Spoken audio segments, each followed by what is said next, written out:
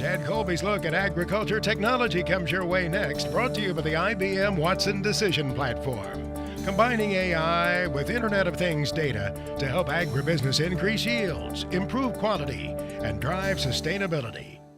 When you need the power, you need power. So much of our life is directed by these devices. You need to keep them powered up. And here are some ideas for that from Chad Colby. On this week's tech segment, I'm going to show you a couple new tools I've got. And like many of you, I've done a lot of traveling this winter, and I've got a lot of upcoming travel, and these two new pieces of technology have certainly made things a lot easier, and they've made it easy enough that I wanted to share it with you. Apple just came out with a new dual USB Type-C 35-watt compact charger. And that's a good thing because with USB Type-C, it'll work with Androids or Apple and whatever devices you might have. Just plug it in and you're in business. Pretty slick setup.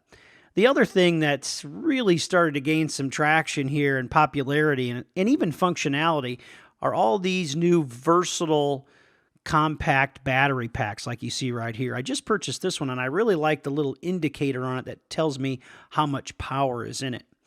You know, I think it goes without saying when you got to handle all these devices, you got to keep them charged, and we all know that's really a pain.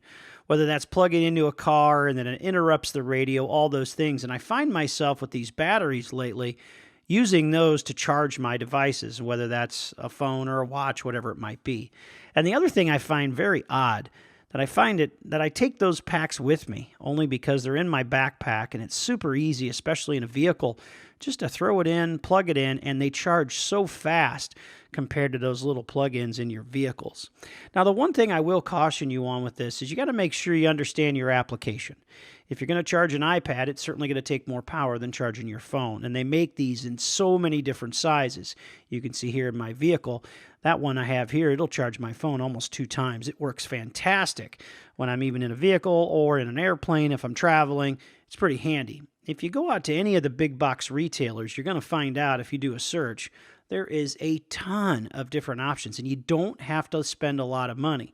But I will caution, you got to define what you're doing with it. And I think using these devices in a grain truck, or even in ag applications where you need extra power for some of those devices, how handy is this? And at not a big expense. You can see right here at this retailer, you can buy great ones for as little as $15. Again, another great tool to help support all this smart technology that's supposed to make us all a little smarter. For This Week in Agribusiness, I'm Chad Colby.